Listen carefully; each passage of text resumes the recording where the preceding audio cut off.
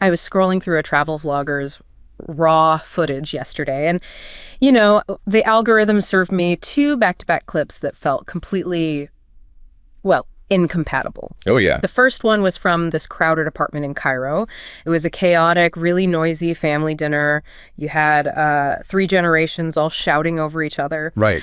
But despite all that noise, there was this strange, heavy sense of order. I mean, everyone knew exactly where they sat, what their role was, what to say. It felt solid, almost immovable. Like a machine. Exactly, like a machine that's been running the exact same background process since, I don't know, the Bronze Age, without a single reboot. Mm.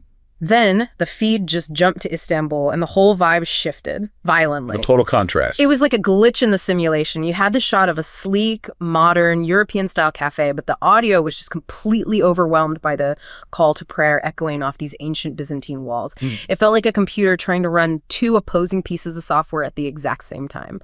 You know, one demanding secular modernization, the other pulling it right back toward deep tradition. The vlogger, he just captioned it culture shock.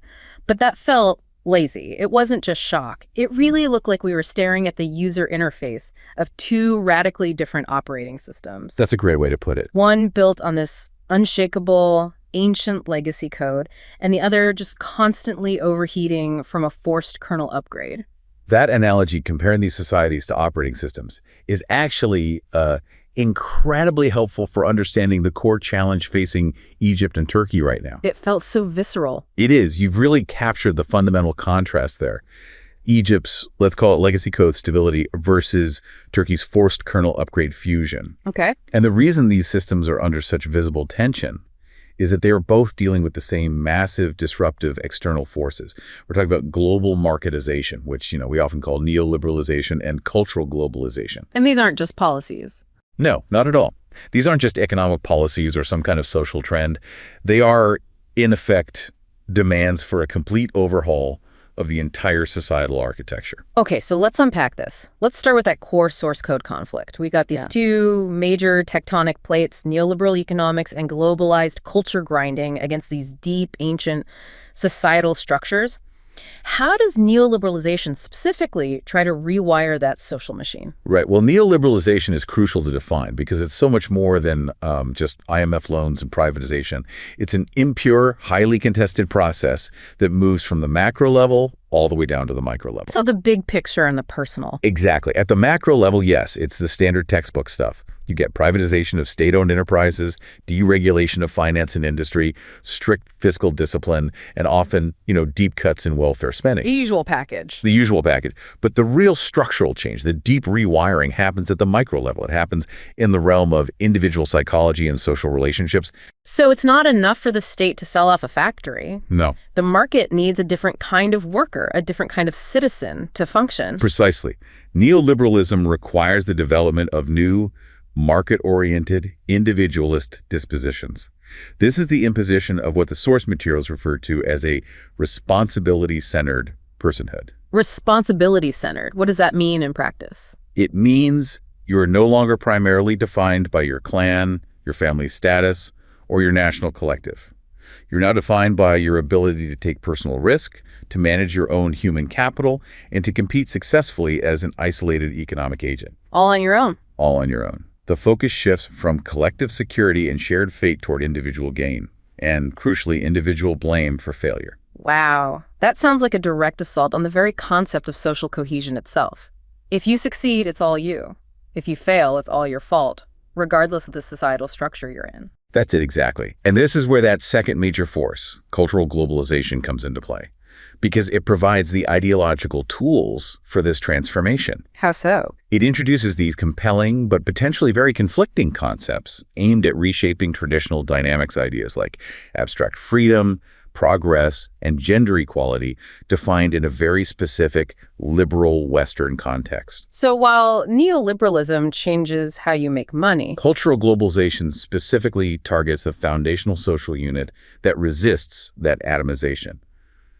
The family, in this case, the Arab family. So the end goal is to break down these traditional structures. The ultimate goal, whether it's intended by policymakers or it's simply an effect of the economic logic, is to erode those traditional structures and substitute them with a more flexible, market-friendly, and self-regulating individual. And this brings us right back to that Cairo apartment from the intro. If these globalizing forces want to break down old social units, then the enduring power of the Arab family structure, especially in Egypt, seems to be functioning as a highly resilient defense mechanism. It is. It's the society's core operating system, and it's designed for collective survival. It is the resilient unit, the fundamental bulwark. The Arab family, you have to understand, transcends a mere living arrangement. It is the center for identity, often more stable and more meaningful than an identity you might get from race, nationality, religion, or even class. It's a primary anchor. It provides a deep, ready-made sense of belonging, and it coordinates behavior in ways that modern institutions, frankly, just cannot. So what gives it that resilience? What are those core functions, those pieces of legacy code that make it so hard to disrupt? Well, the functions are manifold, and they're all deeply interconnected. They work to ensure both material and moral continuity. Let's break those down. Okay, so firstly, there's reproduction and education. It's the child's first school for language, for basic moral instruction. All that happens within the family. The foundation. The foundation. Secondly, it's the economic engine. This is critical. We're often talking about these robust joint family structures, sometimes 3 or even more generations living together, or at least sharing economic expenses in a very deep way. So if one member of that unit loses a job or suffers some kind of economic shock because of market volatility, the whole system absorbs it. The family unit absorbs that shock collectively. Precisely. The joint family acts as a collective financial safety net. It's a form of informal, non-state welfare that radically reduces the individual risk that is inherent in neoliberal competition.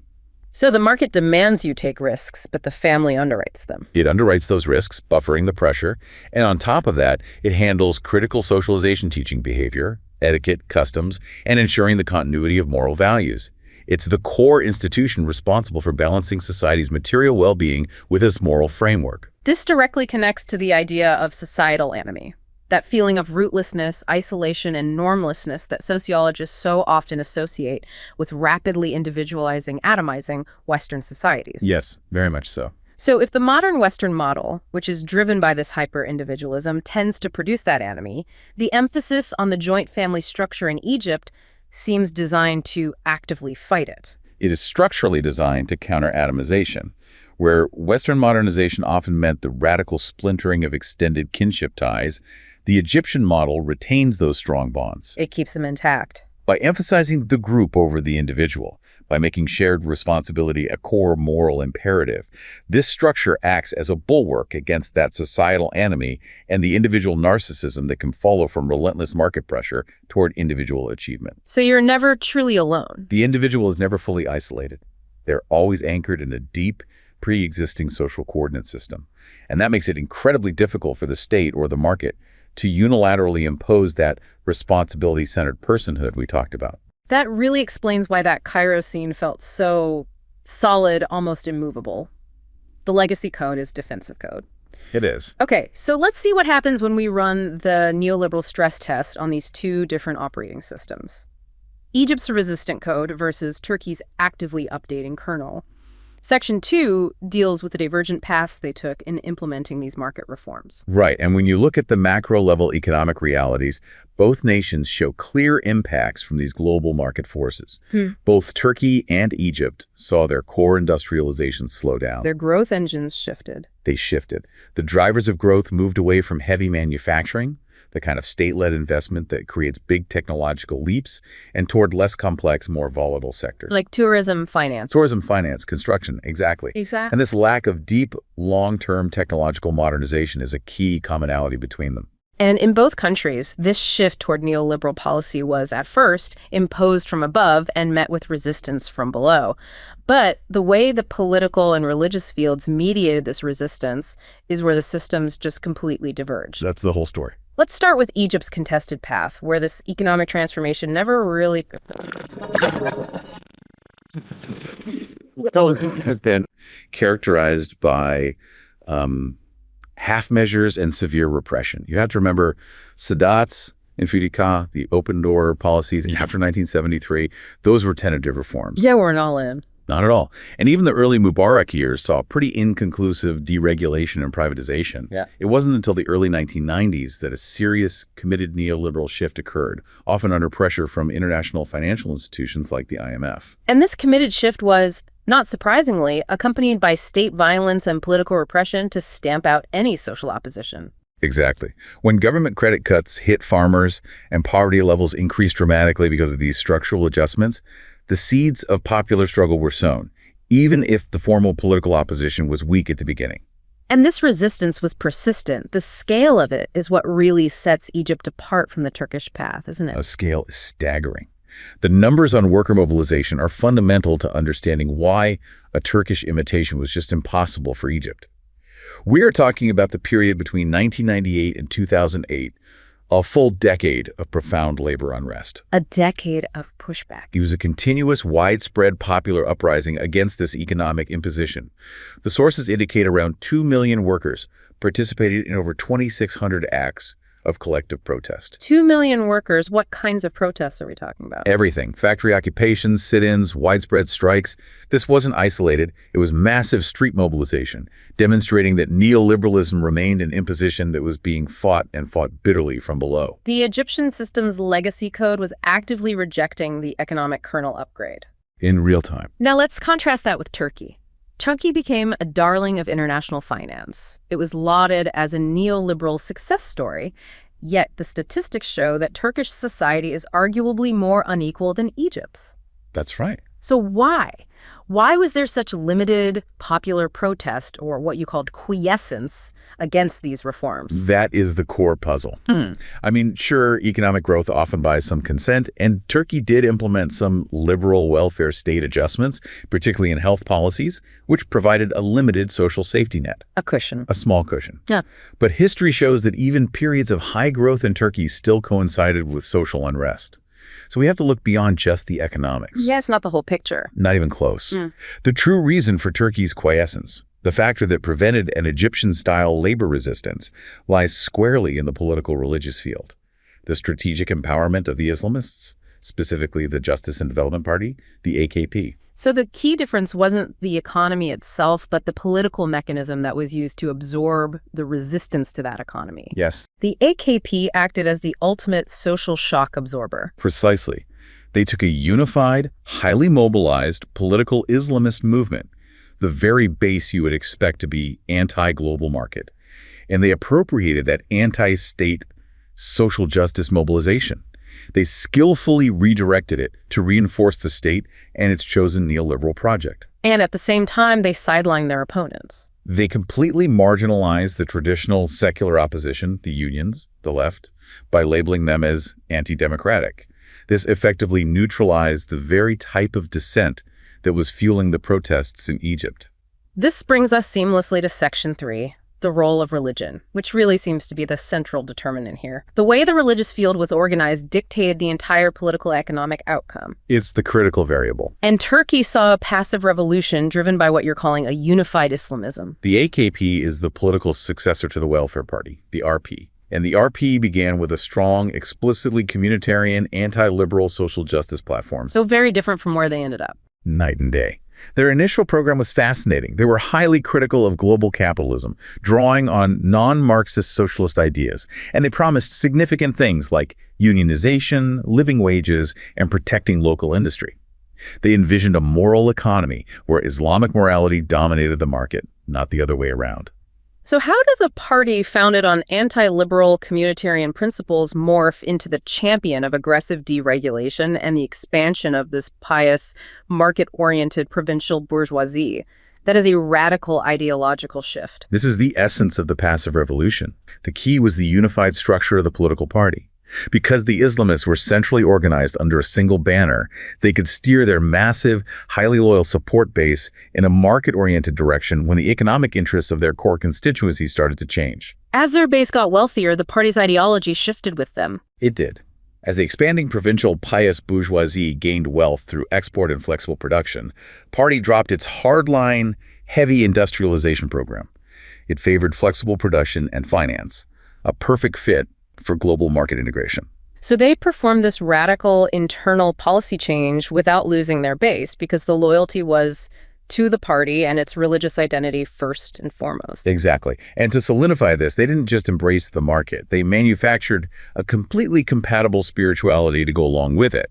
The AKP used its vast networks, its cultural centers, mosques, youth groups, to appropriate that anti-state Islamic energy and channel it back into reinforcing the neoliberal state. They built a new spiritual framework. They fostered a pragmatic, business-oriented spirituality. Can you give us a concrete example of this new spirituality? I mean, how do they change the ethical requirements of piety to fit the market? Well, they shifted the emphasis. They moved away from communal religious obligations, like group daily prayer or extensive traditional religious study, which the older welfare party had really stressed to cue, an emphasis on individualized ethics. So personal piety over group piety. In a sense, yes.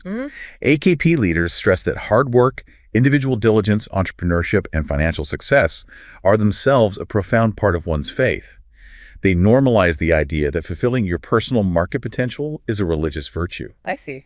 By doing this, religion became more individualized, which in turn made those market-oriented dispositions risk-taking, competition, personal responsibility, morally acceptable, and even desirable across broad sectors of the population. So if Egypt's legacy code was structurally protected by the family unit, Turkey's updated kernel reprogrammed the spiritual ethics.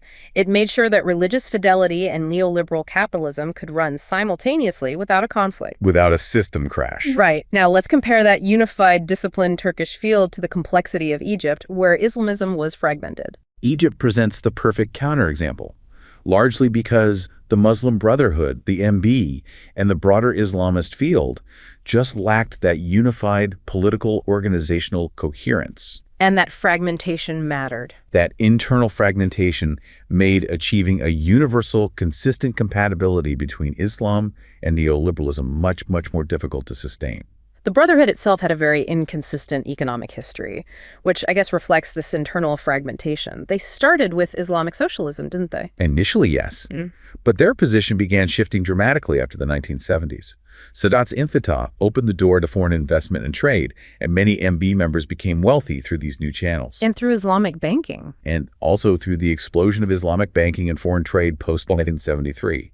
This financialization, this shift away from industrial investment, was quickly legitimized by religious verdicts, normalizing practices like trading extensively with the West and participating in global finance. So they eventually abandoned socialism for a mixed economy approach. But unlike the AKP, which could enforce a consistent pro-market program across its entire base, the MB's shift was never complete. It was never universal. This is where the fragmentation becomes so politically critical. That's the key. The Brotherhood's economic stance remained uneven and contradictory. While some leaders embraced finance, the movement still had a very large social justice wing. And you could see this in their actions. You could see this contradiction in action in the Egyptian parliament between 2005 and 2010.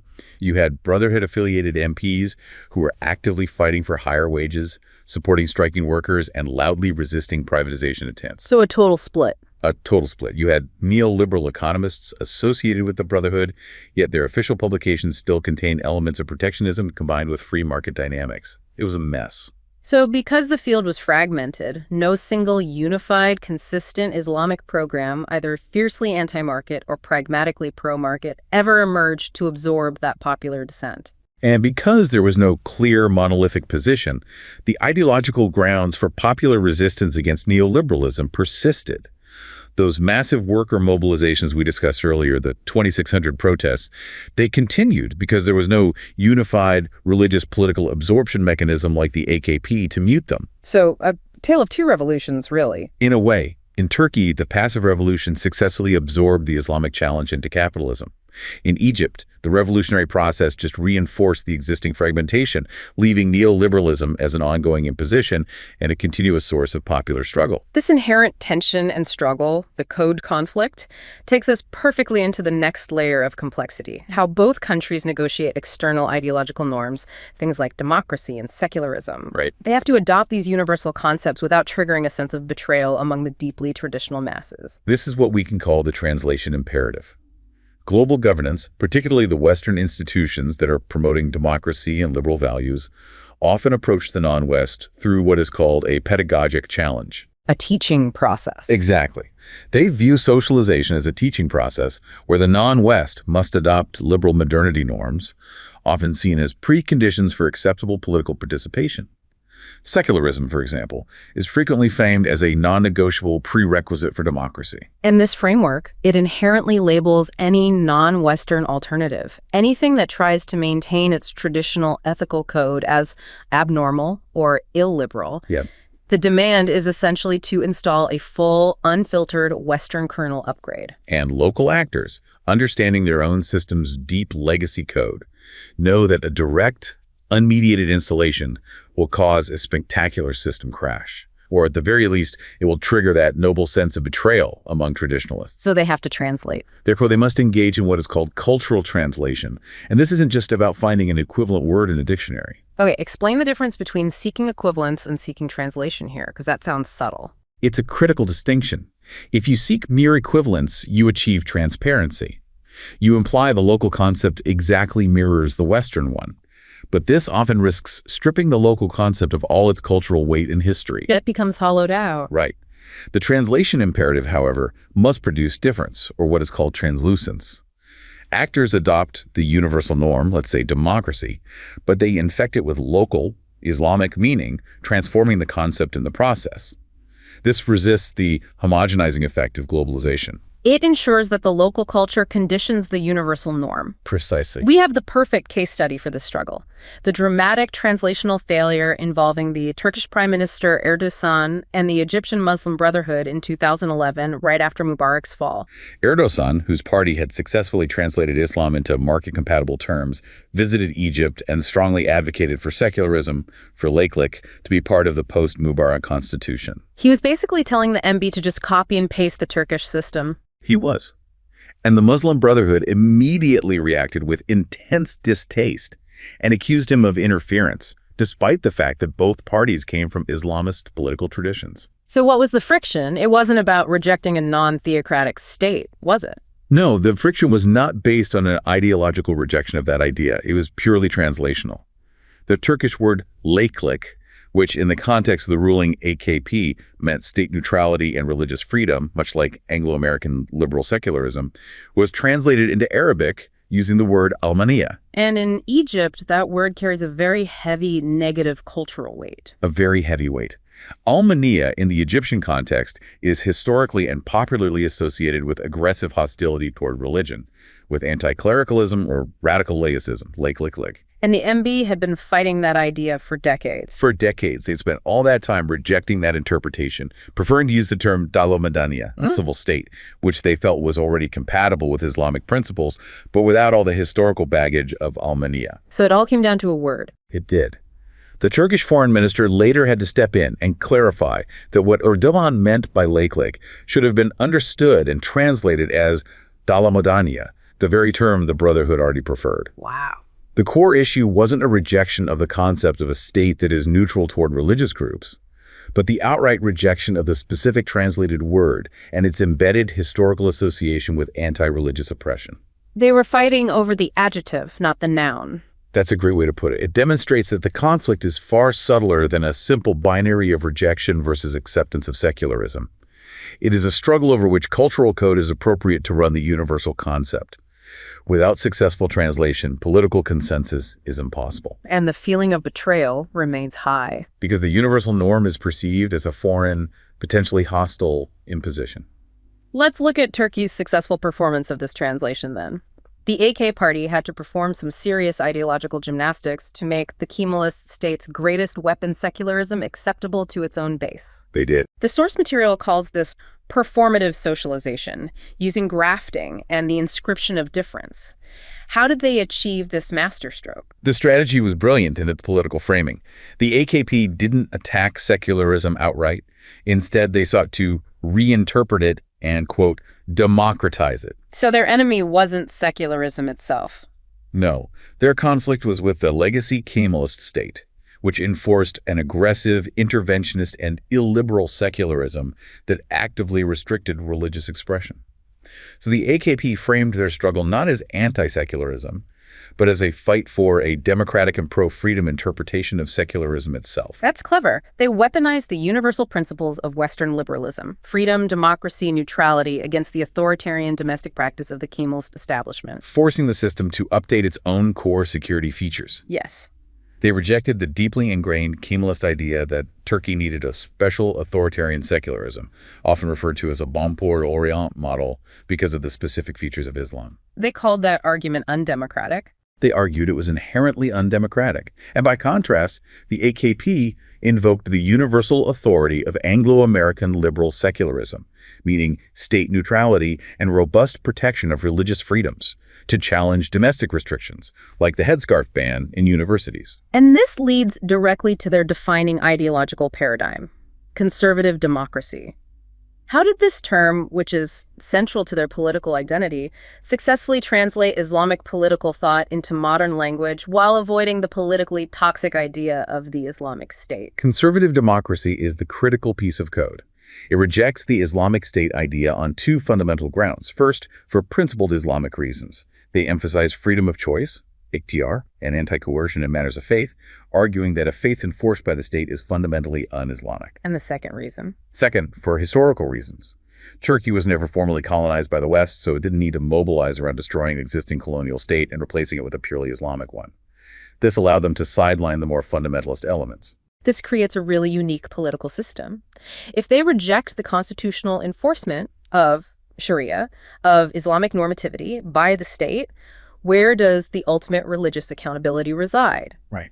In the Egyptian model, we'll see they want institutional monitors. How does the AKP manage this without triggering that sense of religious betrayal? And this is the defining differentiator of the Turkish model.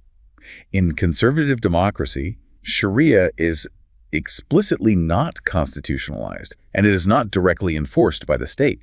The state remains officially neutral, equidistant from all religious viewpoints. So where does the compliance come from? Instead, compliance is completely democratized. The responsibility for ensuring that state actions and policies are not repugnant to Sharia is shifted entirely to the people. The people. The electorate and organized pious civil society. It becomes their personal and communal religious obligation to hold the state in check. So the religious constraint is moved from the legislative chamber to the public sphere. The pious masses use their votes, their activism, and their market behavior to indirectly guide the morality of the state. It is a critical political innovation. It satisfies the secular liberal requirement of a non-religious neutral state while simultaneously maintaining a profound anchor to the Islamic discursive tradition. And it empowers their base. It empowers the pious bourgeoisie and the masses, making them the ultimate constitutional monitor of the faith through the ballot box. This allowed the AKP to bridge the gap between their modern business-oriented policies and the traditional aspirations of their religious base. Which is what makes it a Muslim democracy. A democracy where the population is overwhelmingly Muslim, rather than an Islamic democracy, where the state structure itself is formally Islamic. Okay, now we cross the Bosphorus back to Egypt, where the attempt to translate these ideas results in a concept that is far more unstable and paradoxical. Let's look at the Muslim Brotherhood's appropriation of democracy and the inherent tension between their model and secular expectations. The MB's constitutional vision is, it's defined by paradoxes, really reflecting that fragmentation we talked about earlier.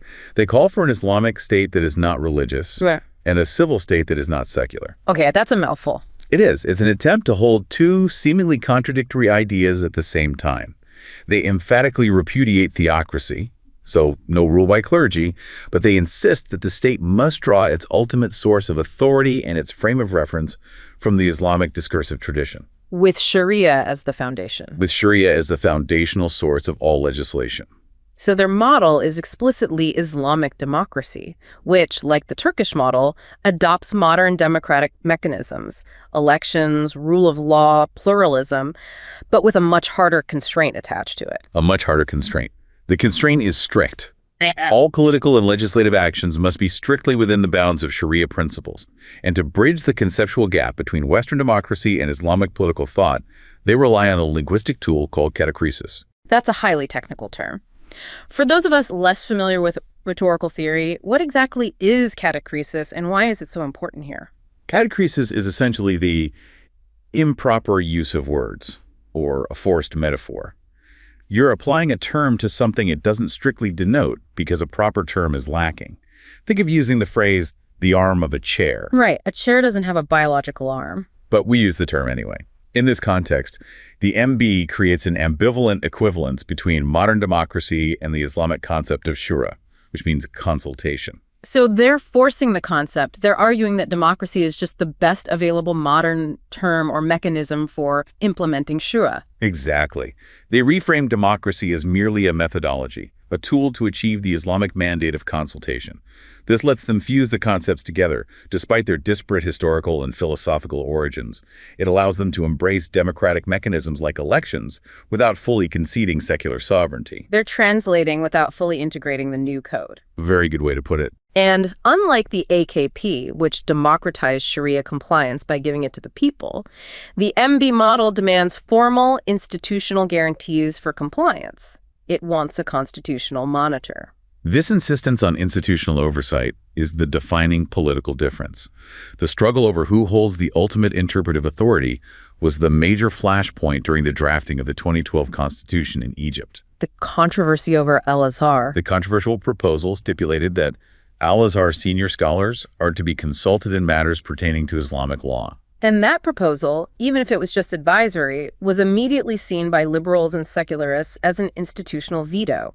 It looked like it was giving unelected religious scholars the power to block legislation they deemed un-Islamic. It confirmed their worst fears, that the system update would require a separate security process to vet every incoming piece of legislative code against Sharia.